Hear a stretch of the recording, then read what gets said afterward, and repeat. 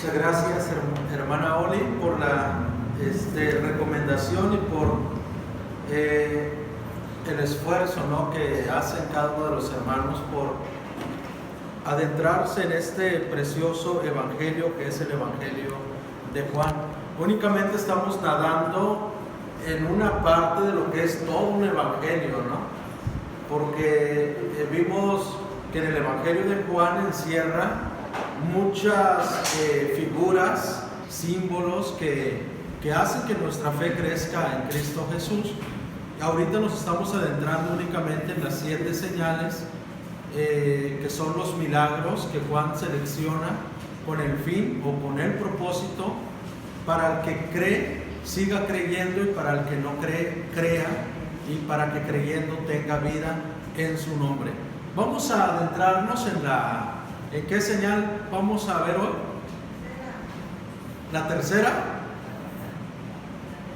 Si usted faltó hace 8 días, entonces la tercera, ¿verdad? Pero no, vamos a adentrarnos en la cuarta señal. Juan capítulo 6, lo vamos a leer. Juan capítulo 6.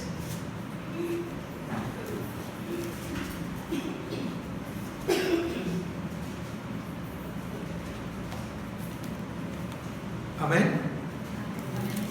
Muy bien, Juan capítulo 6, del 1 al 15.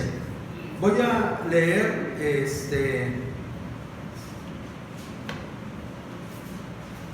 el versículo 1, y los que traen la nueva traducción viviente, el versículo 2. Yo traigo la nueva versión internacional. Algún tiempo después, Jesús se fue a la otra orilla del mar de Galilea o de Tiberia. Una gran multitud siempre lo seguía a todas partes, porque veía las señales milagrosas que hacía cuando sanaba a los enfermos. Entonces subió Jesús a una colina y se sentó con sus discípulos. Ya era casi el tiempo de la celebración de la Pascua judía. Cuando Jesús alzó la vista y vio una gran multitud que venía hacia él, le dijo a Felipe: ¿dónde vamos a comprar pan para que coma esta gente? Estaba comiendo afuera, porque Jesús ya sabía lo que iba a hacer. Ni con el salario de 8 meses podríamos comprar suficiente pan para darle un pedazo a cada uno, respondió Felipe. Entonces habló Andrés, el hermano de Simón Pedro. Aquí hay un muchacho que tiene 5 panes de cebada y 2 pescados, pero ¿qué es esto para tanta gente?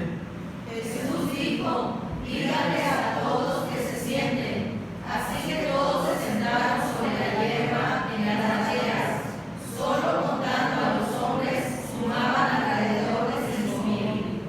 Jesús tomó entonces los panes, dio gracias y distribuyó a los que estaban sentados todo lo que quisieron. Lo mismo hizo con los pescados. Una vez que quedaron satisfechos, Jesús les dijo a sus discípulos: ahora junten lo que sobró para que no se desperdicie nada. Así lo hicieron, y con los pedazos de los 5 panes de cebada que le sobraron a los que habían comido, llenaron 12 canastas. La gente, al ver la señal milagrosa que Jesús había hecho, exclamó: no hay duda de que es el profeta que esperábamos. Pero Jesús, dándose cuenta de que querían llevárselo a la fuerza y declararlo rey, se retiró de nuevo a la montaña él solo. Esta es la cuarta señal. Jesús alimenta a más de 5,000 personas. ¿Alguien me apoya, por favor, a repartir las hojas? Yo. Okay. Bueno, lo pueden repartir en 2, uno cada lado, Rafa. Muchas gracias, Juan. Vayan pensando cómo creen que Juan presenta a Jesús en esta señal. Si en la primera lo presentó como el que tiene el poder para transformar, en la segunda como el sanador, En la tercera, Jesús es presentado como el que da esperanza. Y en esta, ¿cómo creen que Juan ha de presentar a Jesús? ¿Mande? El sustentador, el proveedor. Es más simple de lo que piensan. Es la cuarta señal, está en Juan 6, aunque en su primera hoja dice que es Juan del 1 al 15, realmente la historia del pan no termina ahí, continúa en todo el capítulo 6, ¿sí? Simplemente hay un pequeño intervalo cuando Jesús cruza al otro lado del río y vuelve y continúa otra vez hablando acerca del pan. Por eso es que vamos a abarcar realmente todo lo que tenga que ver con esto. Entonces, en esta señal, Juan presenta a Jesús como el pan de vida, ¿sí? El pan de vida, así de simple. Jesús es presentado como el pan de vida, no un pan común, sino aún superior al maná que descendió del cielo, ¿no? Es el pan de vida. Y para esto vamos a conocer un poquito sobre el pan, ¿no? Hay personas que no pueden vivir sin el pan, ¿no? El pan, ya sea en la noche o en la mañana, se tiene que comer su conchita, su panquecito, no sé, su ojito, no sé cuál es el pan favorito de ustedes, ¿no? Un biscuit, no sé, ¿verdad? Pero el pan siempre ha sido un alimento principal y mayormente entre el pueblo de Dios. ¿Por qué Jesús es identificado con algo tan usual? ¿Por qué Él es presentado? Incluso el pan llega a personificar a Jesús de alguna manera, algo tan común, algo tan cotidiano, algo tan esencial en la mesa de cualquier familia, ¿no? Y más para nosotros es la tortilla, ¿no? Pero en aquella época pues es la harina, es el pan. Y vamos a conocer un poquito acerca del pan para poder entender por qué Jesús se identifica con el pan de vida, ¿ok? Bueno, entonces vamos a ver que Juan presenta a Jesús como el pan de vida. Y vemos algunos tipos de pan en la Biblia. En primer lugar está el pan de cebada, ¿no? Se menciona mucho. De hecho, aquí en el milagro es el pan que este joven trae a Jesús, un pan de cebada. El pan de cebada era el pan más común y era el pan que estaba al alcance de los pobres, ¿sí? Era el pan más usual en aquella época. Por eso es que este joven llevaba unos panes, y sus panes, Juan especifica que era un pan de cebada, era el pan más común en aquella época, hasta hoy en nuestra actualidad, ¿no? Hay varios tipos de panes, no cualquiera se compra un buen pan, ¿no? La mayoría pues más en las comunidades, ¿no?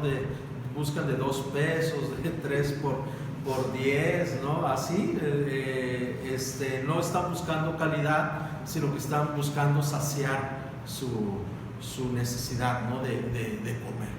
Entonces, en la época de Jesús, este joven se presenta con unos panes de cebada. Pero también existe el pan de granos, ¿sí? Este pan era un pan un poco más especial, este tipo de pan, porque era una mezcla de trigo, cebada y otros tipos de granos que se cultivaban en la región, y se molía todo y se hacía un rico pan muy, muy nutritivo. Entonces, este tipo de pan lo vamos a ver con el profeta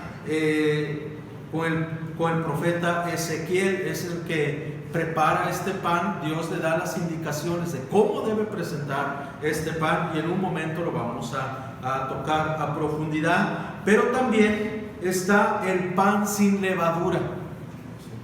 Era un pan un poco distinto, ¿no? Este era el pan tipo sopa Maruchan, ¿no? Para nosotros hoy en esta época. Este pan se ocupaba o simboliza rapidez, ¿sí? cuando el pueblo de Israel salió de Egipto, cocieron pan sin levadura, porque esperar a que la levadura esponje la masa tenía que llevar mucho tiempo. Así que tenía que ser algo rápido, sin levadura. Lo mismo cuando estos varones visitan a Abraham, cuando él estaba sentado, dice que les dio de comer pan sin levadura, porque era algo rápido, ¿no? Entonces, siempre vamos a asociar esto, cuando se habla de un pan sin levadura, se habla de la prontitud, ¿no? De la prisa que lleva la persona. Pero también está el pan de la presencia. ¿Se han escuchado de este tipo de pan? Eran 12 panes que se ponían como ofrenda ante Dios. Cada sábado se tenían que cambiar estos panes. Al rato voy a presentar una imagen. Eran 12 panes que se ponían delante de Dios. De hecho, este pan de la presencia también se le conoce como el pan del rostro, ¿no? Porque los ojos de Dios estaban sobre los 12 panes día y noche, ¿no? Y esto tiene una representación simbólica. Los 12 panes representan las 12 tribus de Israel. Y es algo que también vamos a ver aquí. ¿Cuántas canastas sobraron?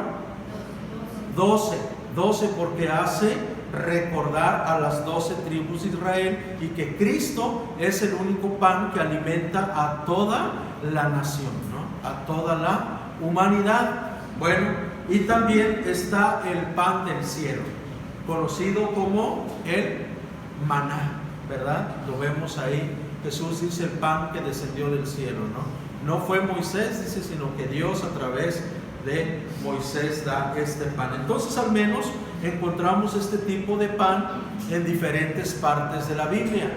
Para el pueblo judío, el pan era algo tan sagrado, escúchenme bien, a lo mejor muchos de aquí en adelante van a optar esta costumbre. No es para que lo opten como costumbre, pero va a depender de la sensibilidad de cada persona.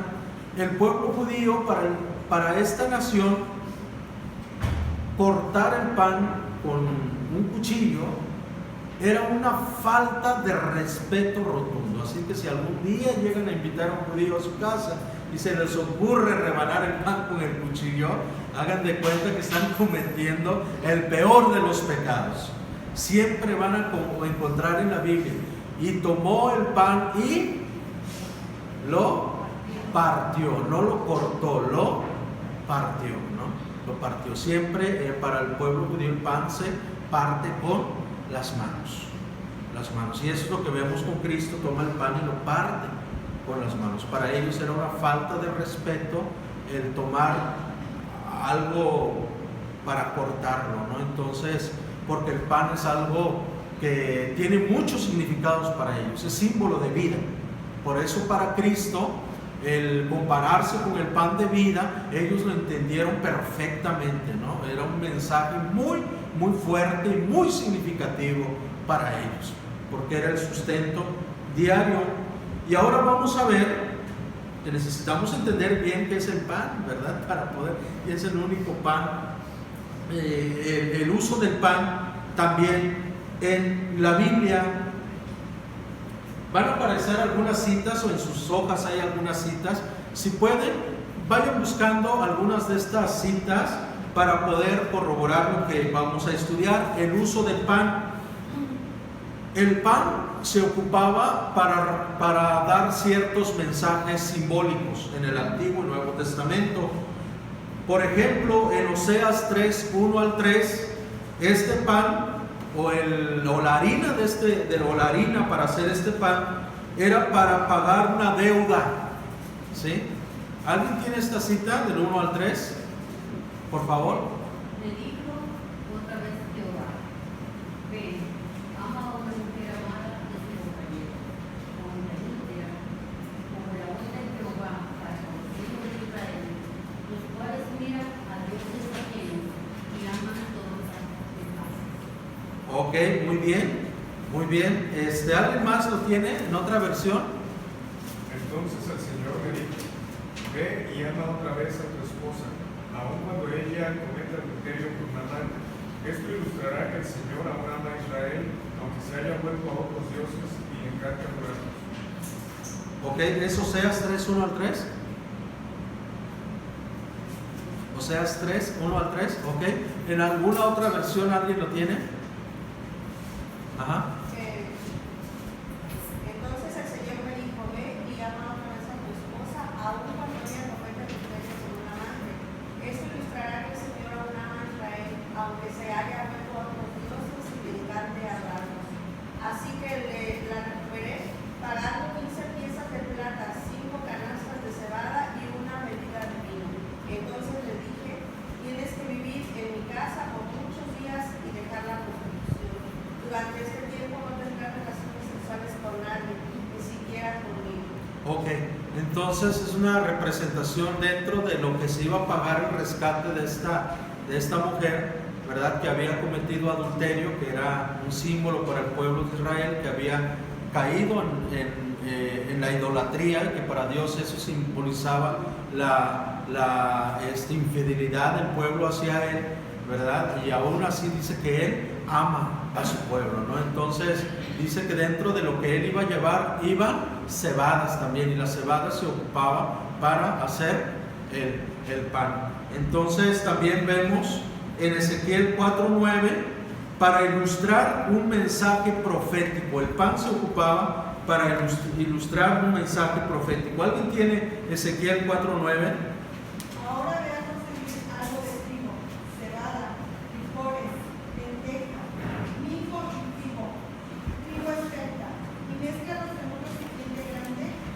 Con esta mezcla harás pan para ti durante los 390 días que estarás acostado sobre tu lado izquierdo.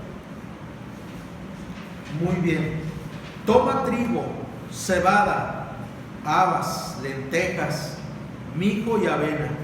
Viértelos en un recipiente y amásalo para hacer pan, pues ese será tu alimento durante los 390 días que estarás acostado sobre tu lado izquierdo.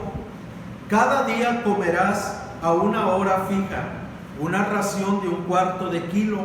También a una hora fija beberás medio litro de agua. Cocerás ese pan con excremento humano, y a la vista de todos lo comerás como si fuera una torta de cebada. Luego el Señor añadió, de igual manera los israelitas comerán alimento impuro en medio de las naciones por donde los voy a dispersar. Entonces el Señor manda a Ezequiel a hacer un pan con diferentes tipos de granos, pero la forma de cocerlo iba a ser muy distinto. ¿Con qué lo iba a cocer? Ante la vista del pueblo. Y eso habla de la contaminación que el pueblo iba a tener cuando iba a ser esparcido, ¿no? Entonces el pan se utilizó como para ilustrar un mensaje profético al pueblo de Israel. Pero también el pan es usado en Éxodo 23:15 para recordar la obra redentora de Dios. ¿Alguien tiene Éxodo 23:15? En primer lugar, celebra el festival de los panes sin levadura. Durante 7 días prepararás sin levadura el pan que comas, tal como yo te lo ordené. Celebra este festival cada año en el tiempo señalado, a comienzos de la primavera del mes de Abib, porque en esa fecha se cumple el aniversario de tu salida de Egipto. Nadie podrá presentarse ante mí sin una ofrenda. Muy bien, entonces el pan, el Señor manda al pueblo a cocer pan sin levadura durante 7 días para recordar cómo Dios lo sacó con mano fuerte en la tierra de Egipto. Pero también el pan se ocupaba para comidas sagradas. Y esto lo vemos en Génesis 14:18, cuando el sacerdote Melquisedec saca panes y vino y convive, ¿verdad?, con Abraham después de que rescata a la gente, ¿no?, a las personas. Y esto lo vemos en Génesis 14:18. ¿Alguien lo tiene? Y Melquisedec, rey de Salem y sacerdote del Dios Altísimo, le llevó pan y vino a Abraham. Ok, le llevó, ¿no? Era un alimento sagrado, era para una comida sagrada. Pero también, finalmente, el pan es usado para ofrendas y recordatorios en Levítico 24:8. Es lo que yo les decía hace un momento. ¿Alguien tiene Levítico 24:8? Cada día de reposo lo pondrá continuamente en orden delante de Jehová, en nombre de los hijos de Israel, como pacto perpetuo. Efectivamente, ¿no? Estos eran 12 panes que se colocaban así. De hecho, ahí está el ejemplo. Así se colocaban delante de Dios. Durante una semana se cambiaba y se volvía a colocar este pan, ¿no? Para recordar el pacto que Dios había hecho con su pueblo. Muy bien, entonces hasta aquí vamos entendiendo la importancia del pan en la Biblia, la importancia del pan para el pueblo hebreo, para el pueblo de Israel.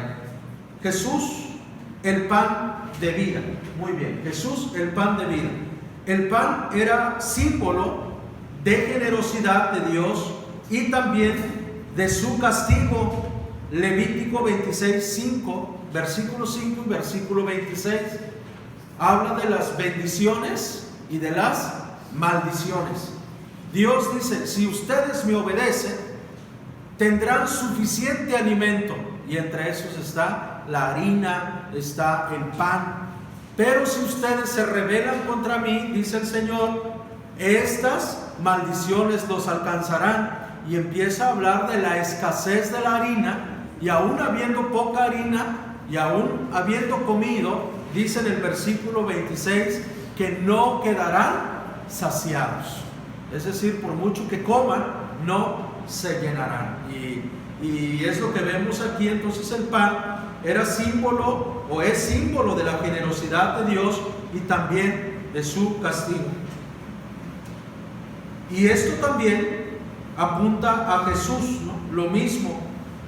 El que cree en Él no es condenado, pero el que no cree ya ha sido condenado, dice Juan capítulo 3, versículo 18.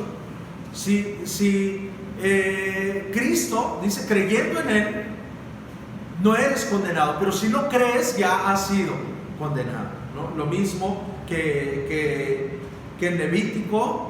Si tú obedeces a los mandamientos de Dios, tendrás abundancia de pan. Y si no obedeces, habrá escasez de pan, ¿no? ¿Cuál presenta a Jesús como el pan de Dios? El pan de Dios que da vida. El pan perfecto que sacia el hambre espiritual de todo ser humano. Todos, hermanos, como seres humanos, cuando estamos sin Cristo, tenemos un vacío existencial que no se llena, ¿sí? Ustedes han de conocer personas que a cada rato andan cambiando de casa, cambiando de vehículo, cambiando de celulares, cambiando de escuela, cambiando de pareja, cambiando de etcétera, ¿no? Cambiando de todo, porque sienten que nada los llena. Es un vacío porque no han sido alimentados de este pan que Dios ofrece. Este es el pan que sacia esa hambre espiritual que la gente tiene, que el mundo tiene.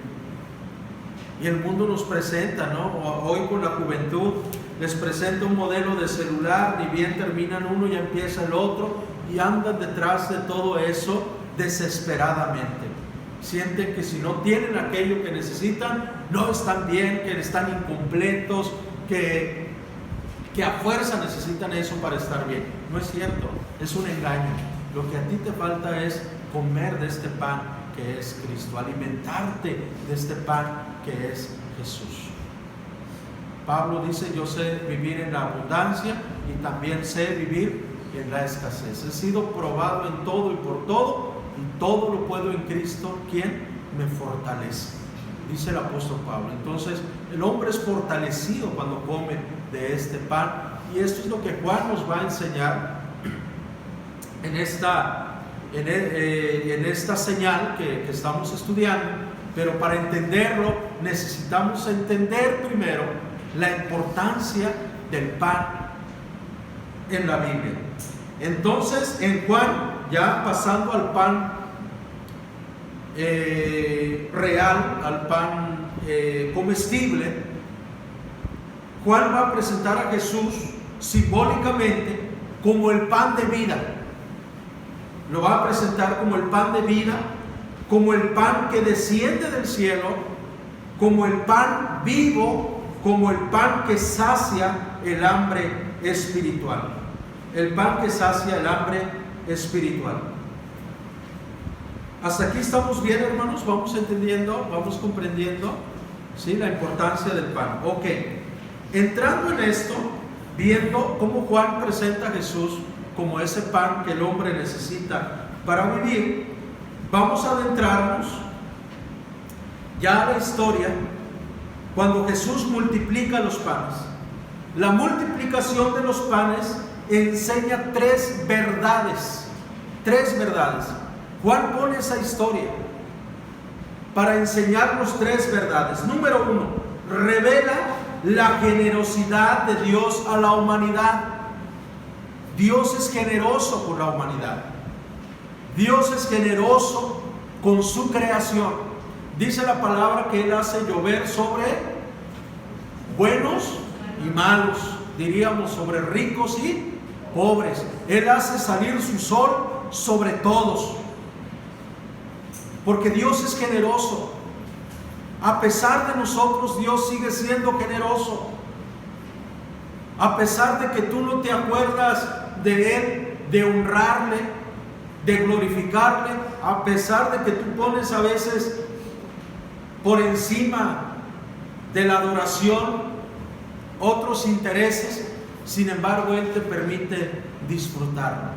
No porque no viniste al culto y dijiste, hoy este día me dan ganas de ir a Papantla o no sé a dónde, ya la otra semana voy a la iglesia. No por eso Dios te va a quitar el gozo donde tú estás, aún sobre todo eso, aún cuando ponemos otras prioridades por encima de la adoración a Dios. Él nos permite, Él es generoso, permite que disfrutemos aún donde estemos, porque Dios es un Dios generoso. Y eso es lo que aquí vemos. ¿Cómo vemos la generosidad de Dios?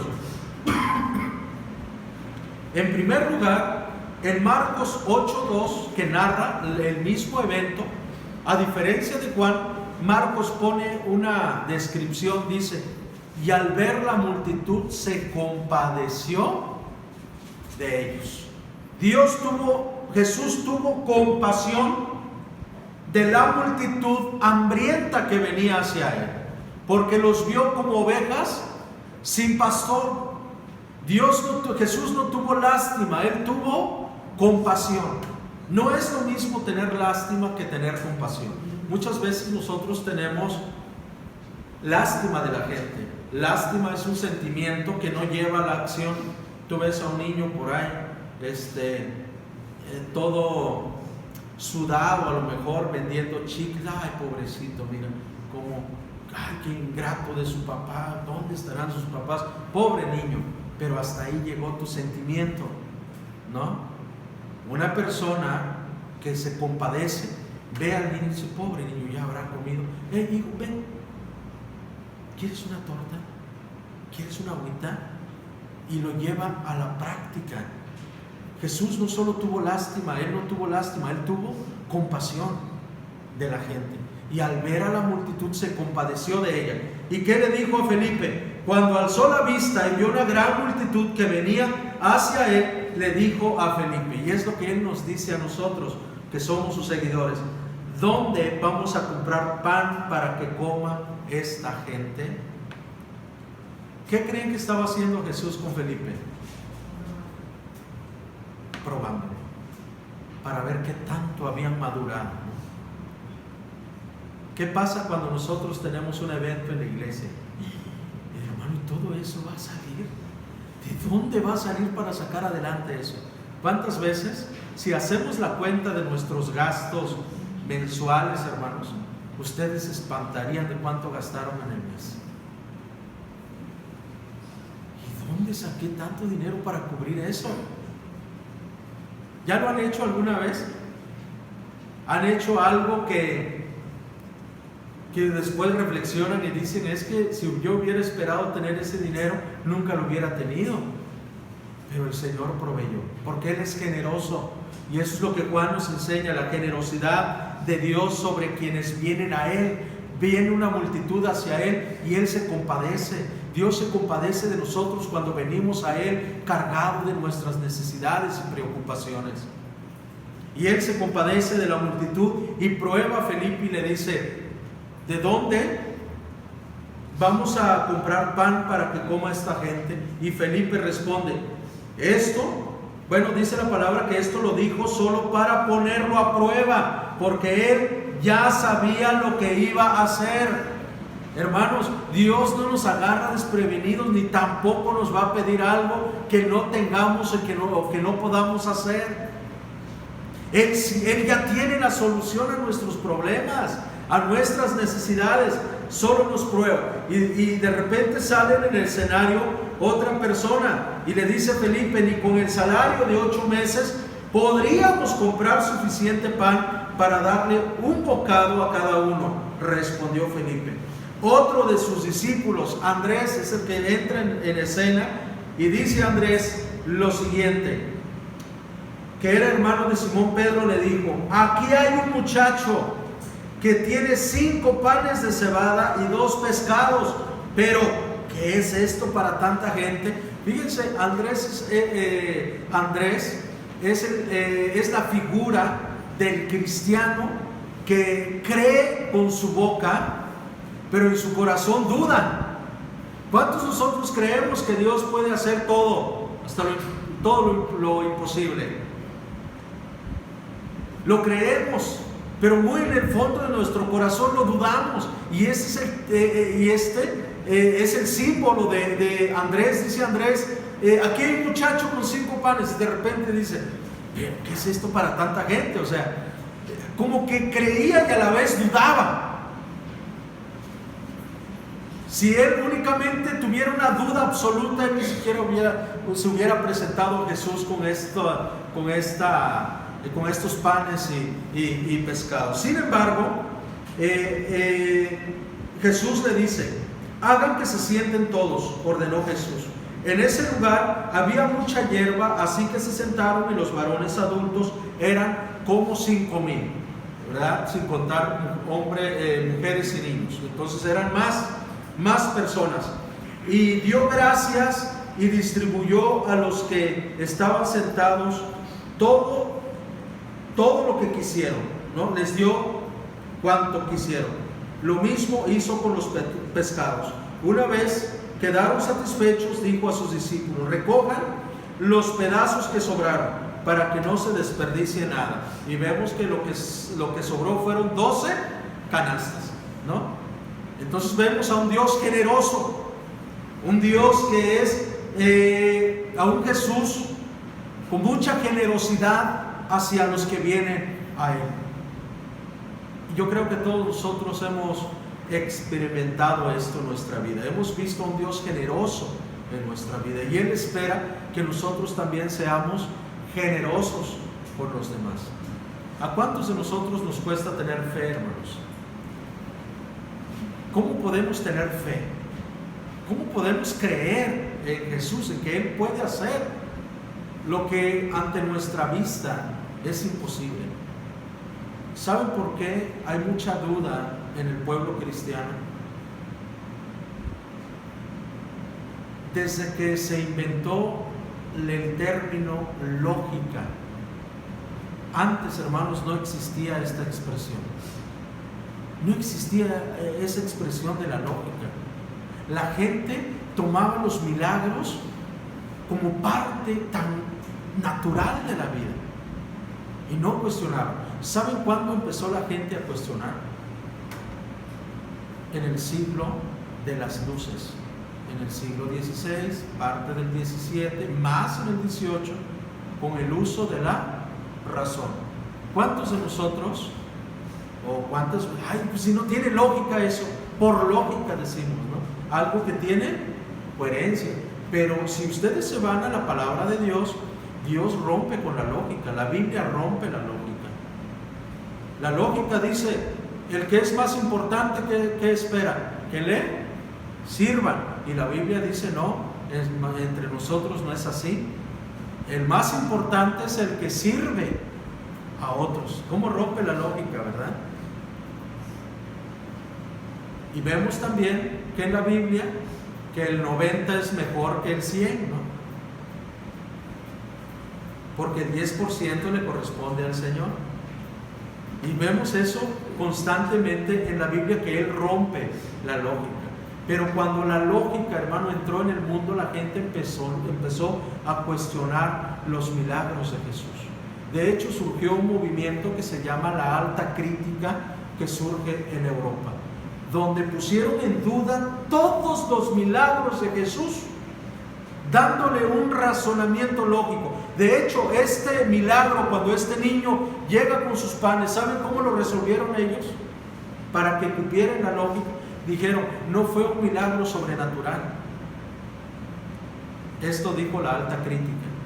Esto no fue un milagro sobrenatural, fue un milagro moral. Dijeron los demás, ¿y cómo es eso?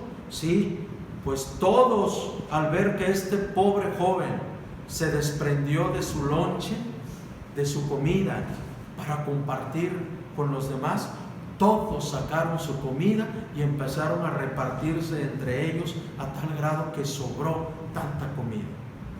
Ah, eso sí tiene lógica. Así fue el milagro.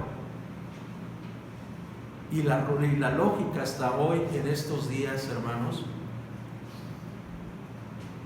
ha sido causante de que el hombre tenga fe en los milagros, fe en Cristo. Una persona desde que le detectan diabetes, no, ya, es una enfermedad que no se cura, por lógica, porque no hay nadie que se haya curado de la diabetes.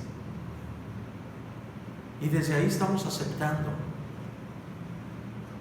¿verdad?, lo que la lógica dice. Y nos olvidamos del poder de Dios, que es el que hace, regenera cada célula, cada órgano del ser humano. Y es capaz de regenerar aún esa célula que ya no está funcionando, aún ese órgano que ya no está funcionando, porque Él es Dios. Y esto es lo que nosotros vemos, es lo que Juan nos enseña en esto.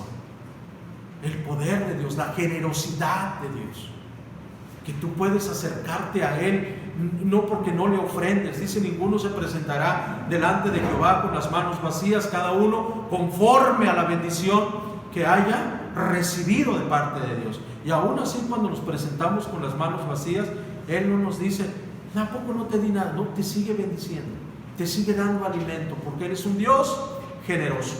Y eso es lo que vemos en su palabra, la generosidad de Dios. Jesús se compadece de la multitud, pero Jesús prueba la fe y la generosidad de los discípulos. Prueba la fe y la generosidad de ellos. Y es lo que vemos en el versículo 5, cuando Jesús habla con uno de sus discípulos. Le dice, ¿dónde vamos a comprar pan para que coma esta gente? Y también vemos aquí que Jesús es quien multiplica. Hermanos, todo lo que usted tiene, si mientras esté en tus manos, no significa nada. Así de simple. Estos 5 panes de cebada y los pescados, cuando estaban en las manos de este jovencito, no significaba nada. Era simplemente una comida para una persona. Pero cuando esto llega a las manos de Jesús, se convierte en una bendición. De hecho, cuando nosotros decimos Dios te bendiga, literalmente estamos diciendo Dios multiplique lo bueno para tu vida, porque eso significa bendición, multiplicación. Eso significa, estos panes, cuando llegaron a las manos de Jesús, se multiplicaron.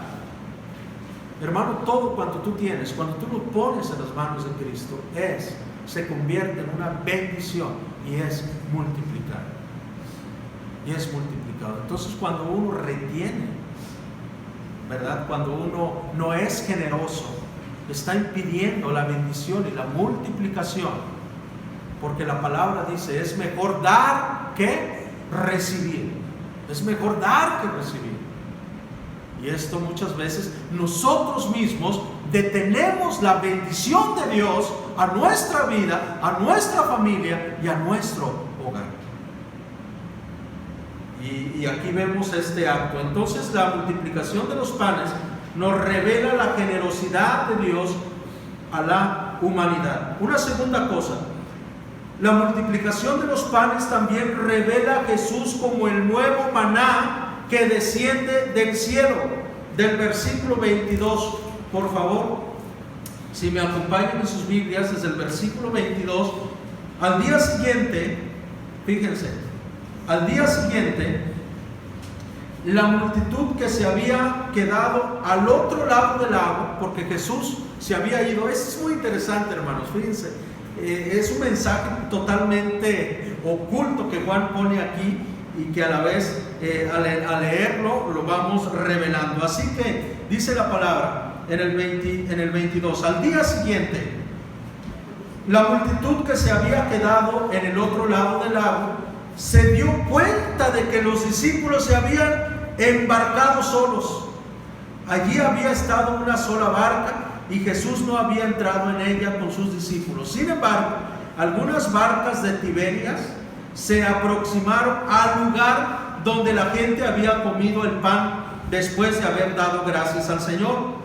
En cuanto la multitud se dio cuenta de que ni Jesús ni sus discípulos estaban allí, subieron a la barca y se fueron a Capernaum a buscar a Jesús. ¿Qué entendemos de esto, hermanos? ¿A cuántos les gustaría estar entre esta multitud? Pues no saben lo que dicen, hermanos. ¿Cómo Juan presenta, ¿no? Esta gente, de repente Jesús cruza al otro lado en la noche y ellos se despiertan y los discípulos, ¿y Jesús? No, pues se fue al otro lado. Pues vamos allá donde Él está y lo van a buscar y van en busca de Jesús. Cuando lo encontraron, gloria a Dios, cuando lo encontraron al otro lado del lago, le preguntaron, Rabí, ¿cuándo llegaste aquí? ¿Les gusta esta expresión? ¿Cómo ven ustedes esta expresión hasta aquí? Lo que la gente ha hecho y lo que le preguntan a Jesús. ¿Cómo lo ven ustedes? Me gustaría escucharlos. ¿Cómo lo ven? ¿Qué les da a entender? ¿Que no creen? ¿Será? ¿Mande? Que lo buscaba por el pan y le hacen esta pregunta: Maestro, ¿cuándo llegaste aquí? ¿No? Y uno diría, querían estar con Jesús. No, hermanos. Le preguntaron esto para saber si Él ya había hecho un milagro que ellos se perdieron. A lo mejor ya dio el desayuno y yo vengo llegando. ¿Cuándo llegaste aquí? Y entonces Jesús los confronta, porque entiende las intenciones de su corazón y les va a decir: ciertamente les aseguro a ustedes, me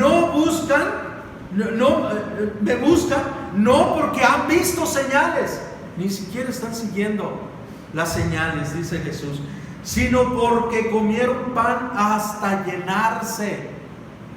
Saben, en el griego esta expresión es un poco fuerte para nuestro español. Jesús casi literalmente les está diciendo: ustedes me buscan porque les lleno la barriga. Por eso más adelante dice que esta palabra fue muy duro para ellos, fue un insulto.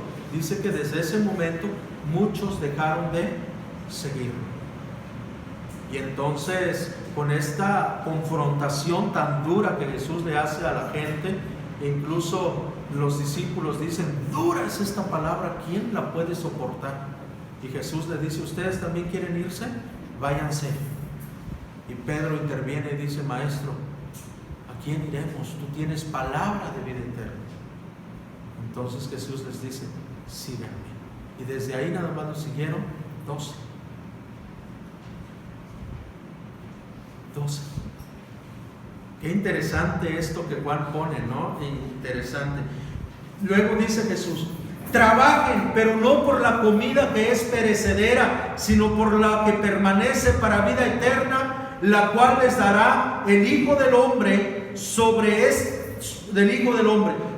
este ha puesto Dios el Padre su sello de aprobación. Por eso es que vemos aquí que la multiplicación de los panes revela a Jesús como el nuevo maná que desciende del cielo.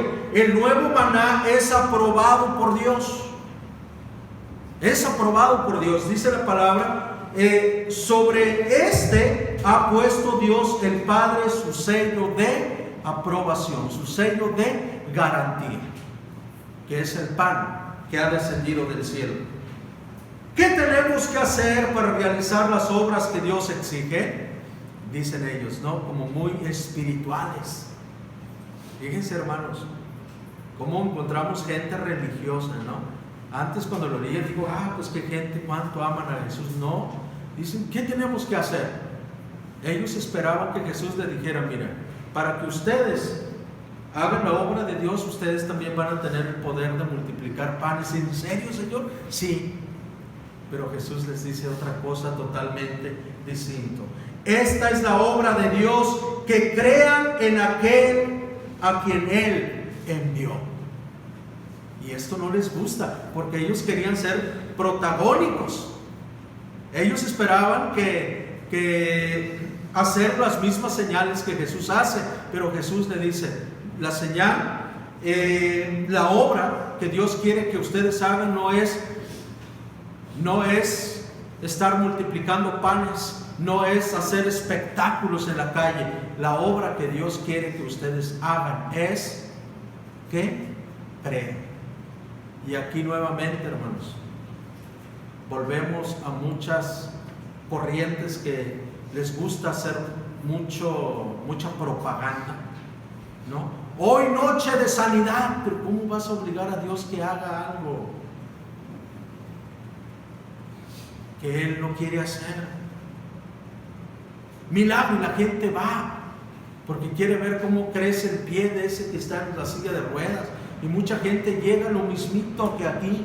Mucha gente asiste a campañas evangelísticas no por creer en Jesús, sino para ver el espectáculo.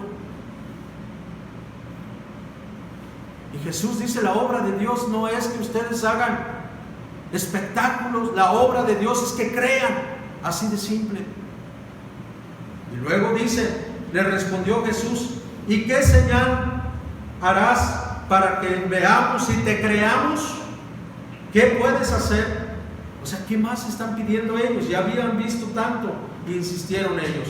Nuestros antepasados comieron el maná en el desierto, como está escrito: pan del cielo les dio a comer.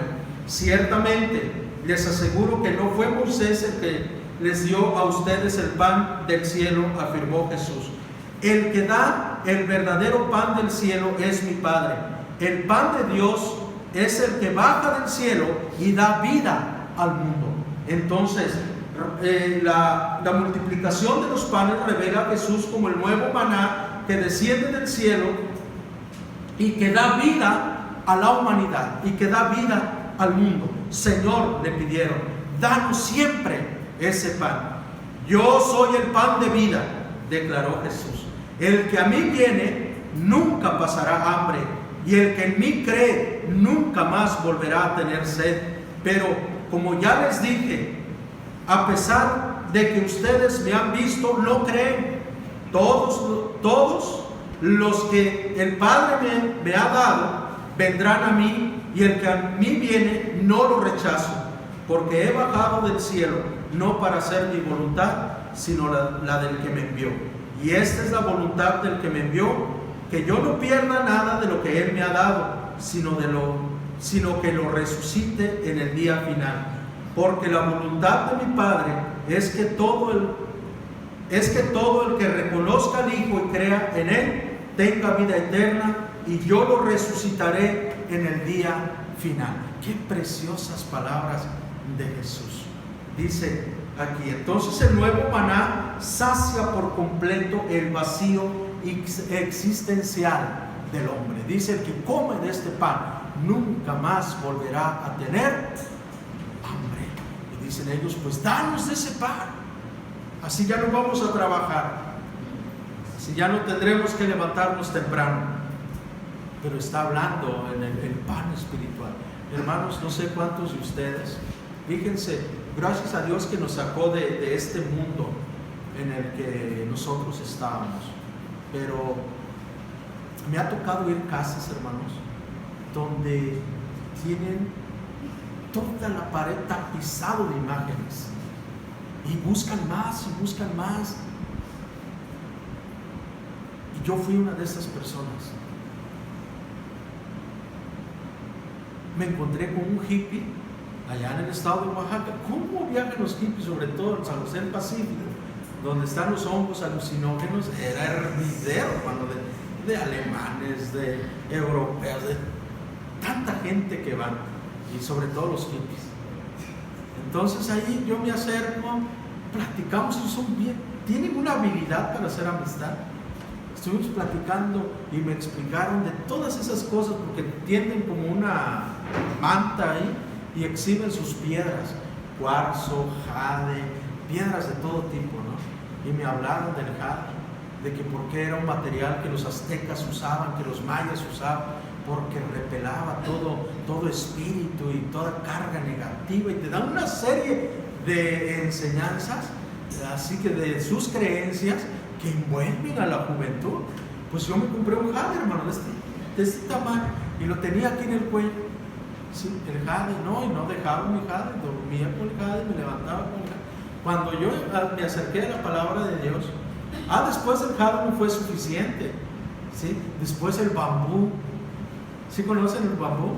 Pues se hacían unos collares de bambú, hermanos, y eso también para ellos tiene mucho significado, ¿no? Pues yo traía mi collar de bambú y cada vez buscaba más piedras y cosas, ¿no? Y no lo cargaba. Yo con esto no estoy diciendo que usted no puede traer algo en su cuello. Ese no es el problema. El problema es lo que para ti significa eso. Si tú lo traes simplemente como una decoración, pues no pasa nada. Cuélgate la piedra que tú quieras, ¿no? Cuanto quieras en el cuello. El problema es tu fe.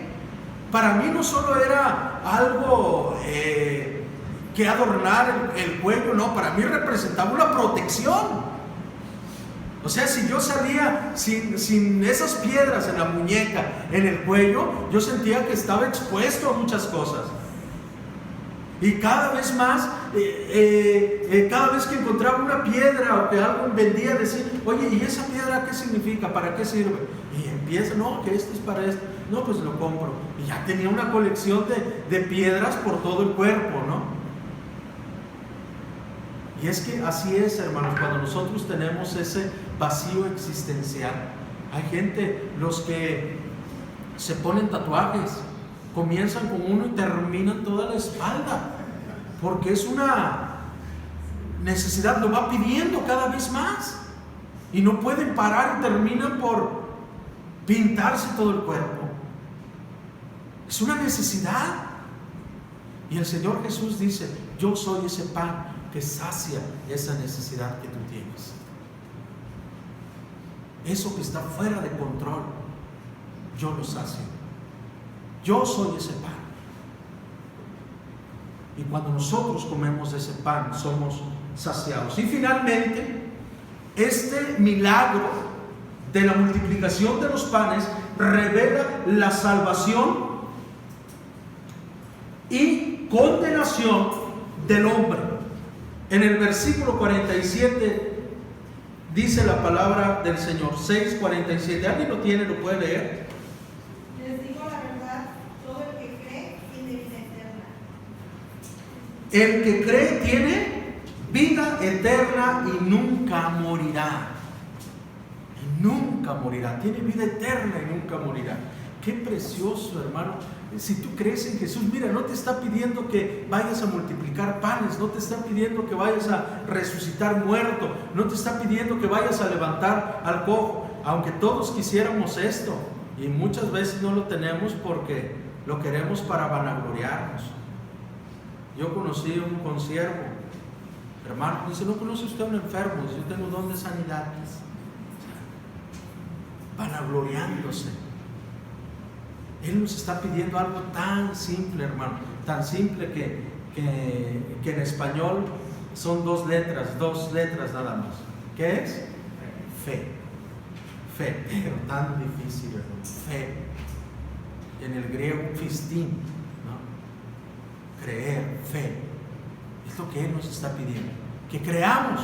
Dice, no te estoy pidiendo que hagas señales. Lo único que te estoy pidiendo es, y la voluntad, la obra de mi Padre es que tú creas en mí, dice el Señor Jesús. El que cree tiene vida eterna y nunca morirá. El que come su carne y bebe su sangre tiene la esperanza de la resurrección. ¿Qué dice el versículo 54? ¿Alguien que lo lea? Pero todo el que coma mi carne y beba mi sangre tendrá vida eterna y yo lo resucitaré en el día final. Amén, hermanos, está la esperanza. Yo cuando veo a un cristiano que lo sepultan, que me ha tocado muchas veces, digo, Señor, ¿será que yo también voy a presenciar ese evento cuando los muertos oirán su voz y saldrán de los sepulcros? Qué tremendo. Y yo lo resucitaré en el día final. Y finalmente, ¿verdad? Está lo más triste, implícitamente. Bueno, si el que cree tiene vida, entonces el que no cree será condenado, ¿no? Y esto lo afirma Juan más específicamente en Juan 3:18. Juan 3:18. Si alguien lo tiene, lo puede leer, por favor. No hay condenación para todo el que cree en Él, pero todo el que no cree en Él ya ha sido condenado por no haber creído en el único Hijo de Dios. Amén. Amén. Dice la palabra, el que en Él cree no es condenado. No es condenado. Hermanos, hasta aquí Juan nos está hablando fuertemente sobre creer. No sé quién de ustedes ha estado subrayando la palabra creer, creer, creer, creer en el Evangelio de Juan. Juan dice cree, cree, cree, cree, no dejes de creer y sigue creyendo en Jesús. Y nos recalca una y otra vez. ¿Por qué? Porque solamente creyendo tendremos vida en Cristo. Y Juan dice, seleccioné estas 7 señales. Con estas 7 señales ustedes han de creer. Yo no sé cómo tú vives. Yo tengo una pregunta aquí para ti. ¿Y tú crees en el Hijo de Dios? ¿Crees en el Hijo de Dios, joven? ¿Tu familia cree en el Hijo de Dios? ¿Son salvos? ¿Qué estás haciendo?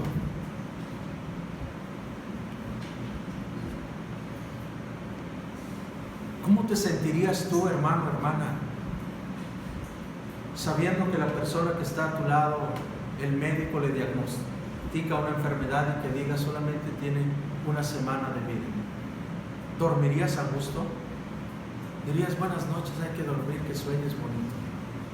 Estarías toda la noche despierto, triste, buscando qué hacer. Hermano, si tú tienes un familiar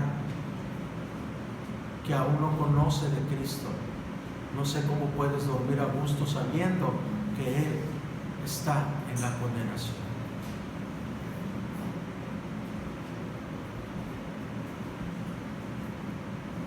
No sé cómo puedes dormir tranquilamente.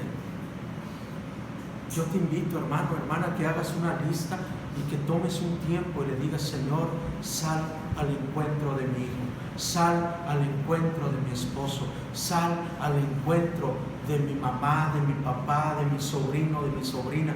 Pídele al Señor.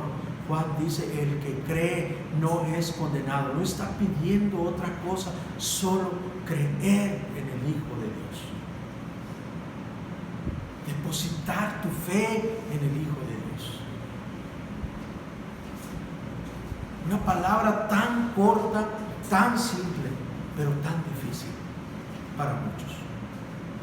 Hoy yo te invito a que nos pongamos de pie y vamos a orar por esa persona a quien tanto amamos y decirle: Señor Jesús, sal al encuentro.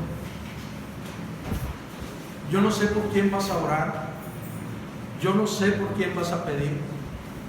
A lo mejor tienes un hijo rebelde, tienes un esposo, una esposa que aún no se ha acercado a la palabra. Haz un compromiso con Dios como aquella viuda que fue ante el juez una y otra vez para que le hiciera justicia, y que este juez dijo: bueno, si no le hago juicio a esta viuda, jamás me dejará de molestar. Que así sea tu insistencia en la presencia del Señor por ese familiar. Padre Celestial, no te pido otra cosa. Sal a buscar, sal al encuentro de mi esposo, de mi esposa, de mi hijo. En el nombre del Padre, del Hijo, del Espíritu Santo. Señor Jesús, yo sé que muchos de mis hermanos que están aquí tienen un familiar, tienen algo por quien ellos darían la vida, con tal de salvarlo de cualquier enfermedad. Pon en sus corazones, Señor, el ferviente deseo y un sincero compromiso de que a partir de ahorita estarán en la lista, Señor, de sus peticiones principales. Que día y noche velen por el alma de esta persona. Señor Jesús, escucha la oración de mis hermanos, de mis hermanas. Si en este momento te están pidiendo por la salvación de su esposo, de su hijo, de su esposa, de su vecino, de su amigo, amiga, compañero de trabajo, yo no sé, Señor. Solamente yo te pido, Padre, en el nombre de Jesús, que tú salgas al encuentro. Así como el Padre salió al encuentro para recibir a su hijo descarriado, que así tú salgas al encuentro para recibir a tu hijo, Señor, que vive sin rumbo, sin propósito, que aún tiene el dominio y el control de su alma, de su corazón. Ve, Señor, como el pastor que salió a buscar a la oveja perdida. Te suplico, Señor, que tú salgas a buscar a todos aquellos que aún no te conocen. Y si has de ocuparnos como un instrumento útil en tus manos, tómanos, Señor, abre nuestra boca. Estamos a tu disposición. Sal, Señor, a buscar a aquel que está parado, que no sabe qué hacer, como aquellos trabajadores que no tenían rumbo, que no tenían oficio, que no tenían trabajo. Sin embargo, tú fuiste y los contrataste para tu viña. Que así, Señor Jesús, aquellos que están parados, perdidos, que aún no doblegan sus rodillas ante ti, salgas al encuentro de ellos y pongas tu mano, porque tu palabra dice, Señor, claramente aquí, en este evangelio, aquí donde acabamos de leer, que los que vienen a ti son los que el Padre te ha enviado. Padre, cuánto privilegio para nosotros de que el Padre nos ha acercado a ti. Ahora te pedimos, Señor, que también tengas misericordia de aquellos que no han sido entregados en tus manos, que pronto estén entre tu rebaño y sean contados entre tu rebaño. En el nombre de Cristo Jesús. Amén y amén. Pueden tomar sus lugares, hermanos, que Dios les bendiga.